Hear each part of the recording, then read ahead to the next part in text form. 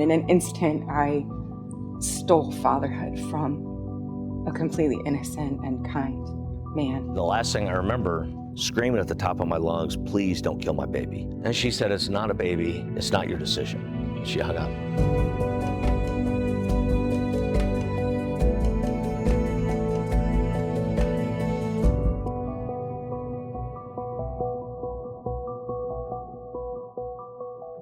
Thank you all so much for coming here. We so appreciate it. Can you share about your experience with abortion and the why behind your experience with abortion? So I was 17 years old and I got pregnant, and I decided on abortion against the father's wishes because growing up, abortion was just something you do if you didn't want a baby. I have a history of abortion in my family, and I just thought it was normal. And Planned Parenthood, they made it really easy and said, if you don't tell the father, if you don't tell your parents, we can help you. 17 years old, I just said okay, and I went with it. What was your relationship like with the man that wanted you not to have the abortion? He was my high school sweetheart, and before getting pregnant with him, I thought, you know, you're young, we were gonna be together forever. And but as soon as I got pregnant, my relationship with my mom was the first thing I thought of. How she would either kick me out, disown me, and it just wasn't enough. Like the love that I thought I had for him, it was just fear. I didn't want to lose my mom. I didn't want to disappoint her. And he, along with his mom, begged me not to do it. She told me she would take me in. She told me she would help as much as she could. And I was just scared. I fled to a friend too. And the friend, her and a trusted adult, they said, you don't want to do this. You don't want to ruin your life. And looking back, it doesn't make sense because I spent so much time with him and his family. And I knew that I would be taken care of. But it was just enough for a few people just to tell me, you don't want to ruin your life. And I didn't understand that that baby was alive, because when I went to Planned Parenthood, when I went to the social workers downtown that were helping me get this free abortion, they said, it's just a clump of cells. It's not a human until it takes its first breath. And I really thought that. I didn't know. I didn't educate myself enough. And then I just think of that child. Like, I know I'm going to see this child one day in heaven, but it's just always, I wonder. And I'm connected to kids that were born in 2000 because that's when I had my abortion. And I didn't put two and two together. And I work in youth ministry. When those kids were about 20 years old, I started mentoring them in an adult way so that they wouldn't make those kind of choices. And they'll tell me, you know, I love you, Mom, thank you. And it hits me because I'm like, I'll never hear it from my kid that I, aborted. And it affects not just me who did it, but I never really had closure with the father. I don't know how he really feels. Like after that, it was over. My guilt, I couldn't allow myself to like be loved by him anymore. And I just ended it. Melissa, what about you? What's your experience with abortion? I had already had a son from an unplanned pregnancy. He was very young. I had left his dad and found myself in another relationship really quickly. I thought men would be the answer to my problems. And found myself pregnant. The young man was just so, he was kind and he was good. He was good to me. He said and did all of the right things. And so we were planning to have the baby. I told everyone. And then I got scared. I got scared. I thought I just got on my feet. I have a son that I need to take care of. I don't love him. I don't know what to do. And instead of speaking to him about it, I spoke to some friends who had had abortion. And in an instant, I changed my mind and I called Planned Parenthood, made the appointment for the next day because of how far along I was, and waited for him to come home, looked him in the face and told him, I'm having an abortion and there's nothing you can do about it. And in an instant, I stole fatherhood from a completely innocent and kind man along from ending the life of my child. Did you stay in a relationship with that man, or did that end up parting ways? No, when I told him, he became really erratic and was crying and begging me, please not to do this. And I don't really remember a lot of it. It's trauma will do that. I just remember like somewhere subconsciously thinking this is my right because that's what the world says, my body, my choice. And I truly gave no thought to the fact that like this wasn't my child alone, that it took two people to create this life. It shouldn't take one to be able to end it. And so I told him to leave, and I have never seen him again since. Sean and Greg, I know you guys are listening and you shared briefly some of your story. Can you share more about the circumstances of those relationships and what happened after the abortion? The first one, I was an 18-year-old kid, and so was she. And I protested, but in the way a scared, unsure 18-year-old kid does, right? And so when her mom said, well, this is going to happen anyway, I thought, okay, what does everybody say I'm supposed to do? Well, I'm supposed to go be supportive. So I went with them. And I don't remember a single thought, but I remember the overall feeling, right, of just being scared and what are we doing? And this is one of those things you can't undo. And then she came out, and I saw it on her face immediately. Something was gone. And then I decided to, not consciously, but decided I'm just not going to deal with emotions right now, for a few years. We lasted a couple months after that, and neither one of us knew what we were dealing with, what had happened, how to process any of it, right? Her mom was for it. My dad, when I told him she was pregnant, he said, well, that's probably best. You're both young. So in the second one, by the time she knew she was pregnant, she was in Chicago and I was out in western Nebraska working construction. And she called me and said, I just want to tell you I'm pregnant, but don't worry, I'm going to take care of it tomorrow. And I said, well, what does that mean exactly? And I think I kind of knew, right? I had already been through this once. So I had this like shell shock response. And I said, no, I tell you what, I'll come there and we'll get married. She said, well, I don't want to marry you. And looking at how I was back then, maybe I wouldn't have either, but I said, okay, fine, I'll take the kid and I'll raise it. You don't even have to meet it, right? Know it, nothing. She said, I just started a new career. I'm not going to go to work pregnant and then just not have a baby.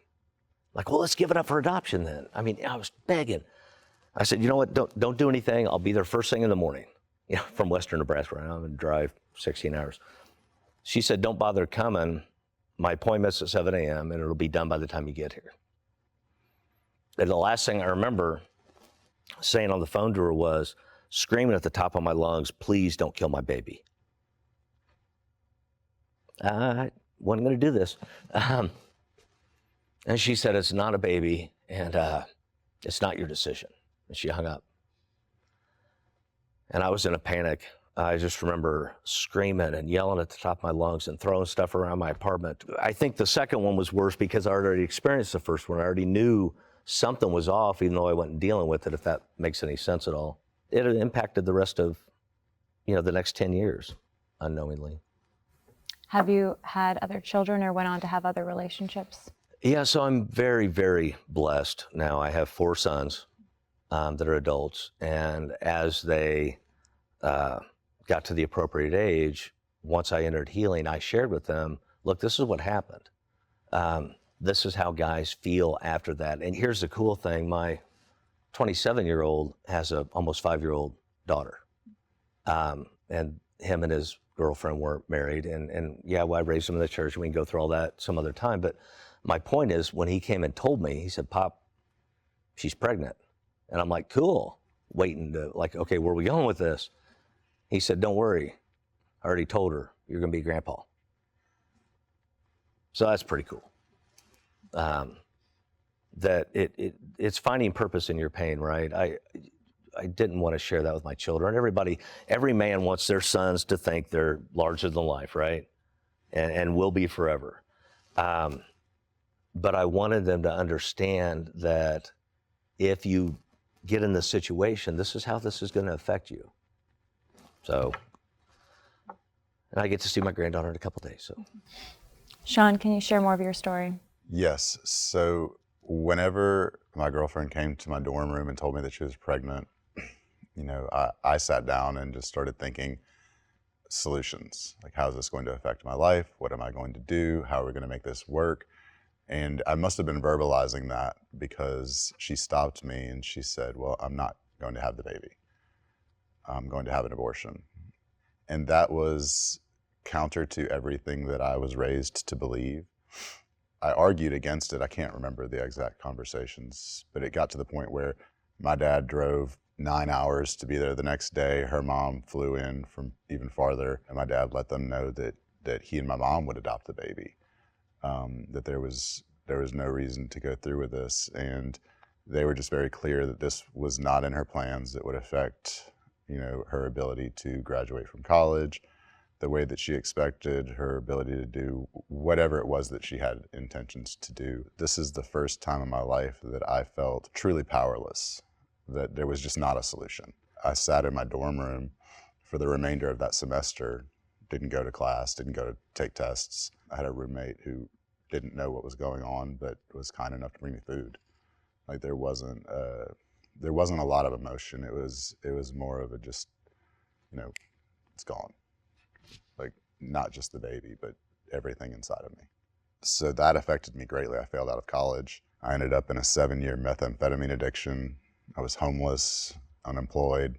And it wasn't until I was in treatment that I was able, through the counselors, to connect the dots that this is the void I was trying to fill with the drugs, with the addiction, with all the other destructive behavior that comes along with that.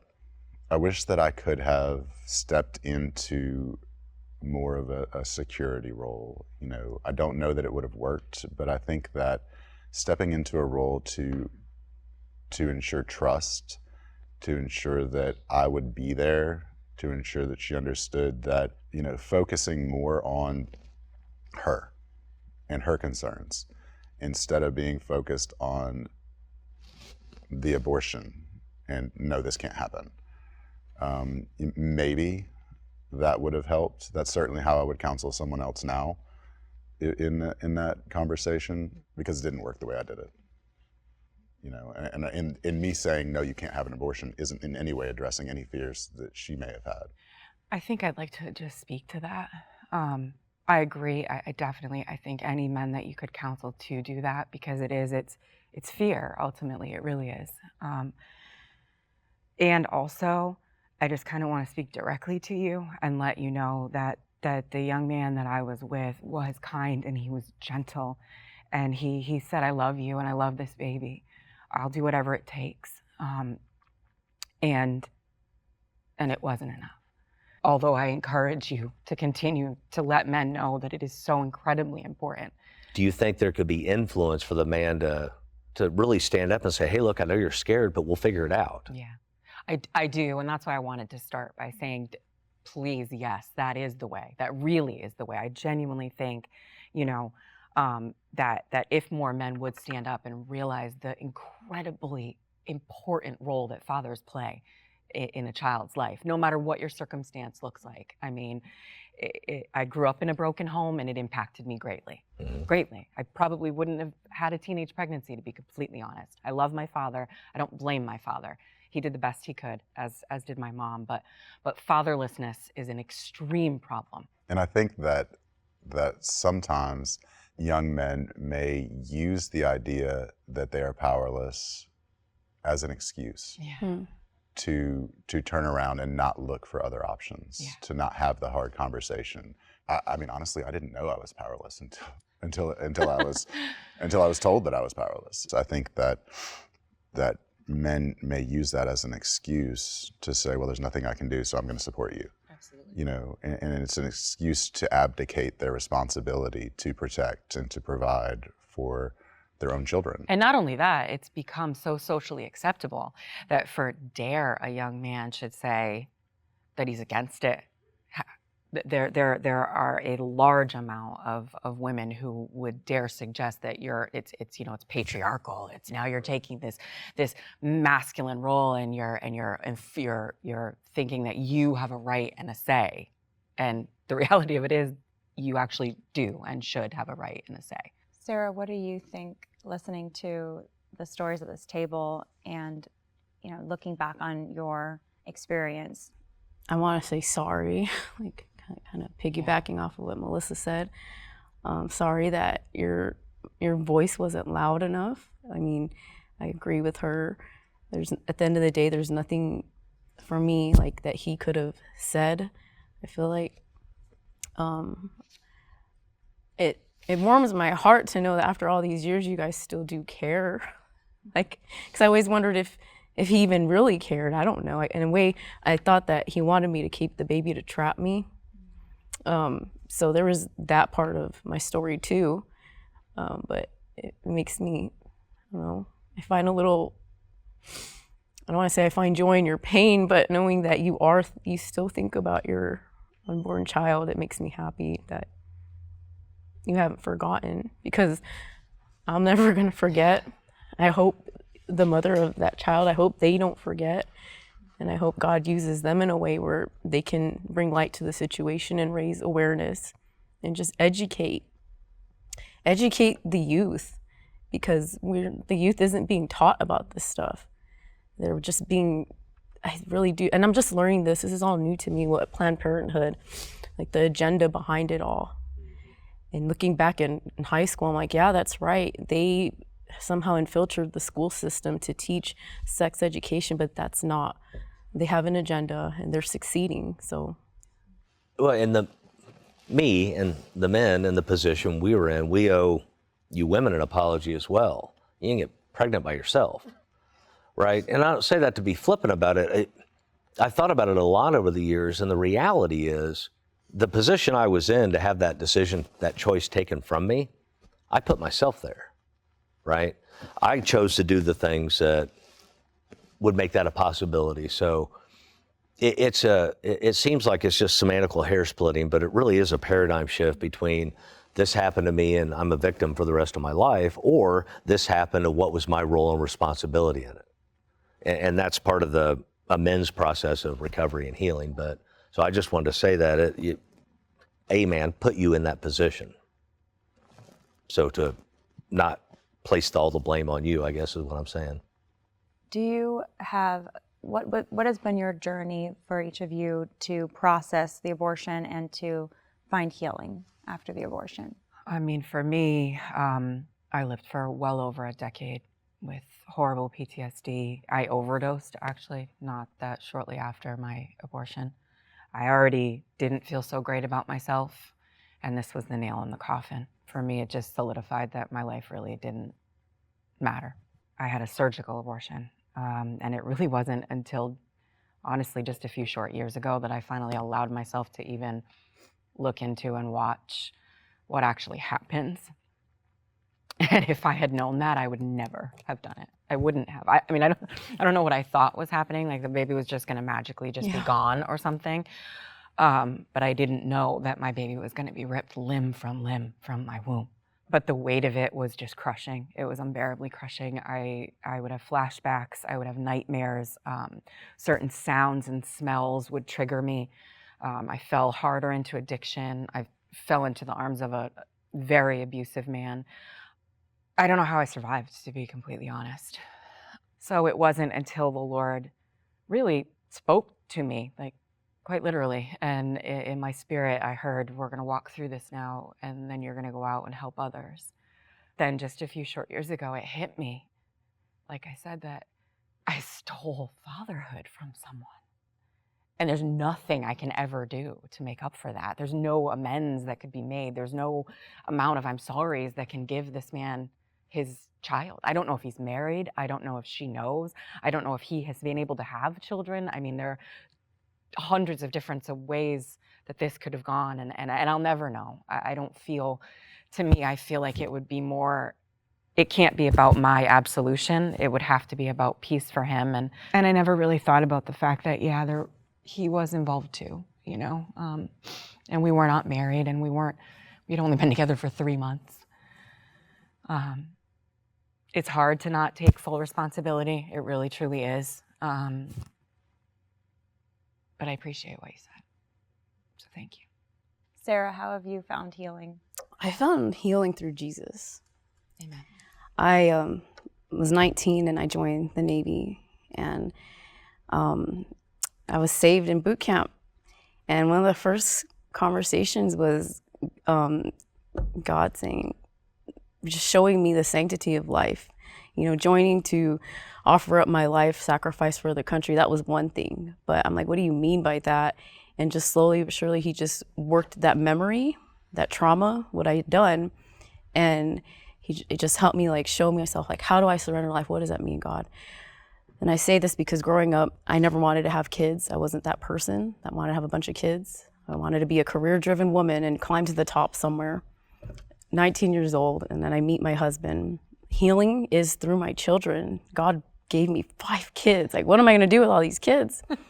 So I've had to show my oldest. I've had to tell him about my past at a young age, but that's okay. And with each kid, it was a different age, but they are soldiers for Christ. They will tell their friends abortion is wrong. They just stand up for the Lord and they do what's right. And I find healing in that because that's what I needed. I needed someone to shepherd me and show me what God says and what he approves of and not the world. Amen. And then eventually my father passed, and he was I think 60s young. I thought that he was taken too soon. And I was grieving over my father, but then this like really hard grief hit me, and I asked the Lord, I was like, what is this? And then he helped me remember my abortion that I had buried because I'm finding healing in my kids, right? What do you mean, God? Why am I crying for this baby I haven't thought of in over a decade? And he was like, that life mattered. Find out what you really, really did. What you said earlier, having to see videos of the baby being torn apart. I found out I was about 18, 19 weeks pregnant. And as a 17-year-old, I didn't know how far of gestation. I didn't know that was a real baby already growing with everything developed. They told me clump of cells. I'm looking at my 4 kids at the time. I'm like, we were never just a clump of cells. So healing through losing my father, remembering that this baby that I killed had a life, and then eventually finding an abortion recovery program that helped me uncover the feelings that I suppressed about my child and about the father. Because I didn't want to think about it. I didn't want to think about if he even cared, but I had to. It had to come to light. And now I can speak to my kids. And it's just to help more people out there that just are uneducated about what abortion is. Yeah. Society likes to say that women don't have really any regret after abortion. You know, that there's not trauma after abortion. It's fine for women. It's no, you know, it's their choice.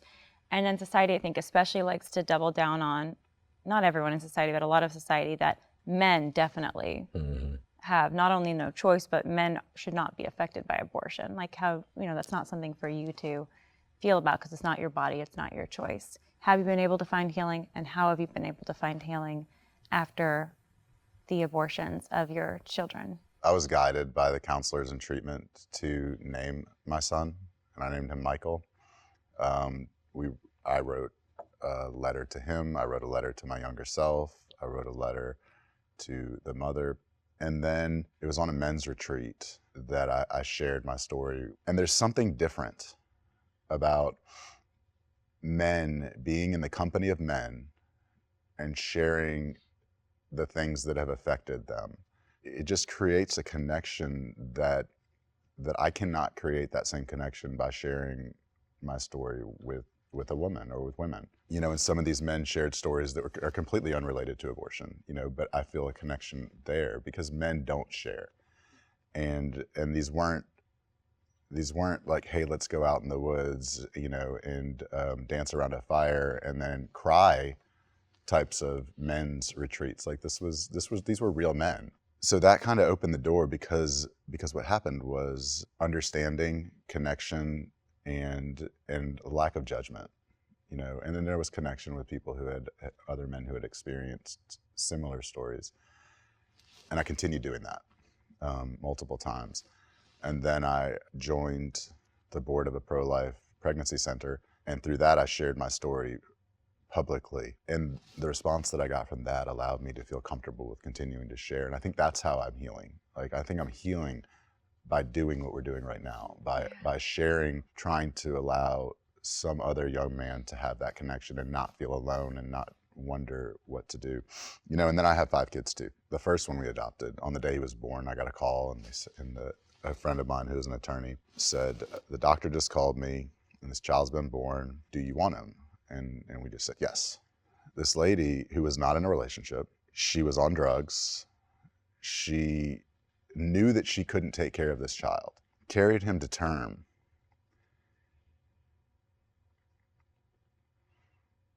You know, and gave him the gift of life, and then gave that to us. So I see that as a full circle. You know, it doesn't change what happened when I was 19. It doesn't fix the loss of my first child. It brings the story back around. So that's been a big part of our healing process too. Try not to ruin my makeup. 1 in 5 men will lose a child to abortion by the time they're 45 in the US. 1 in 5 will experience physical abuse by 18, and 1 in 7 sexual abuse. And to Sean's point, men. You look at those statistics and how little men talk. And so I just wanted to share that to kind of validate what Sean had said. When you're in a group of men, your story might be different from his, but there's something powerful about men opening up and being honest with one another. Because if you can't relate directly to the story, you can relate to the feeling. And I think that's a big thing with men right now. For me, I was 24 and I went to see a therapist about something else, abandonment issues for my dad and that kind of thing. And I brought up the abortion about the 7th or 8th session, and I'll never forget this dude leaned back and went, "Yeah, I don't think that's a thing. Tell me more about your dad." So at 24, I thought, well, maybe that's not a thing. But What's not a thing to feel bad after? To have a feeling at all about it, yeah. As a man. Right. Now, when you're young and searching for answers, and somebody that's supposed to be an authority tells you, no, that's not what it is, you figure, oh, maybe he knows what he's talking about. No matter what you feel in your core, right? And so for 15 years, I was 39 when I got in touch with abortion healing. I ran around playing emotional whack-a-mole is what I call it. Emotion would pop up here. I'm like, what is that? You know, and then it'd pop up somewhere else. At 39, I was in a book group at my church, had nothing to do with abortion. And one night, I caught the Holy Spirit, said, "Hey, share your abortion story." And I was like, no, we're not doing that. That voice. Not gonna happen. But I did, and I was scared to death. There was like 13 dudes there, because I had never told another man. And so I assumed I was the only man that had any pain about it at all. But what happened by the end of that night is 3 other guys shared their story. And what I broke out of was what I believe is the devil's main tool, isolation. If I can convince you that only you feel that only you experience that nobody else will understand, then I'll keep you alone and by yourself, right? But that is 15 and a half years ago is what lit the spark. And I started reading every book I could find on abortion in men, which wasn't a lot. And a lot of them are written by women. And not that they're bad and very well intentioned, I get it, but like Sean said, men talk to men different. But I started reading everything I could. I met with my pastor, I met with a therapist at the same time, different one, not the same one from 24. I hope he retired. But the biggest part of the process for me, I guess, the healing part, the forgiveness part, was writing the letters. I wrote letters to both of my children, who I named Abigail and Benjamin. I wrote letters to both of their moms and to my girlfriend's mom, and they were letters offering forgiveness and asking for forgiveness. The second one, the girl when I was 22, that was the hardest, because I felt like we were both adults and we should have, and I really fought, begged and pleaded. And so that was painful, but I still did it. But I read each letter out loud at a place that's special to me, at a river in Indiana, and prayed over them, then sent each one down the river. And that was probably the most healing thing for me. And here's the thing, I never reached out to either one of the women. That would be completely inappropriate and probably not super helpful, right? Like you were talking about. I don't know what they're doing, if they're married or whatever. And so I didn't, but I had written and published a novel about a guy who loses a child to abortion. 3 days after it came out, I get a message on Facebook from the young lady. Keep in mind, I haven't spoken to this person in over 20 years. And she said, I see you have a new book out. I bet I can guess what it's about. And then she went on for like 8 paragraphs apologizing. Not a day goes by I don't think about it. I know God hates me. I know God wants to punish, yada, yada, yada. And I was able to respond back and receive her apology and offer mine, and also share with her, God doesn't hate you. God loves you and wants to heal you. So here's some people I know in the town around where you live that work with women in this, please connect with them. So that's totally a God thing. So I continue to heal because I continue to talk about it. And I continue to help men, both guys that are in their 50s and 60s who had it happen decades ago, find healing, and young men who it's still pretty fresh, right? The pain's still pretty new. So and I don't think that process ever ends. I don't think in the rest of the time I have left on earth, I'll reach everybody. The last thing I want to say about it, everywhere I've spoken in 15 years, every place, at least one man has come up afterwards and said, hey, look, I've never told anybody this, but when I was in high school, when I was in college, one of my sons asked me when I was going to retire, and I said, when I go speak somewhere and no man comes up and says that to me, if it happens one time, I'll consider hanging it up. But I don't think it ever will. I think what's important about that is that it's not just men who lost a child against their wishes. It's also men who prompted the abortion, who are hurting, who haven't shared, but then to hear them say that they're so comfortable talking to me about it because I shared my story, which means it was there, ready to come out. And they were unable to get it out because there was no one with whom to speak about it.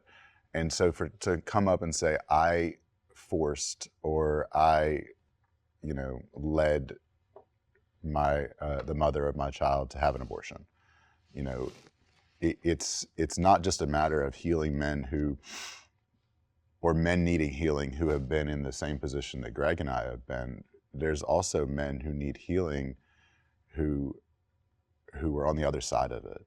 Yes. And I think it's so important too that men are given that permission to grieve. You in fact did lose a child.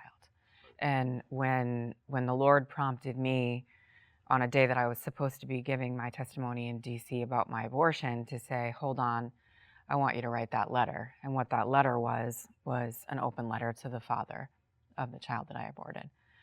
And when I wrote it, it essentially went, I guess, viral, as you'd call it these days, which was really not my intention. And it took 3 years to finally get those words out. I have had so many men reach out to me and say, I didn't know I could grieve this. I didn't know I had a child too. I didn't know I was a father. And to your point, I've even had men reach out and say how it has crushed them that they paid for an abortion, that they kind of coerced their girlfriend because they were young and scared. Like, I've just been blown away by how many men are sitting in silence, because I know how many women are, because despite the media, there's hundreds of thousands of us suffering in silence.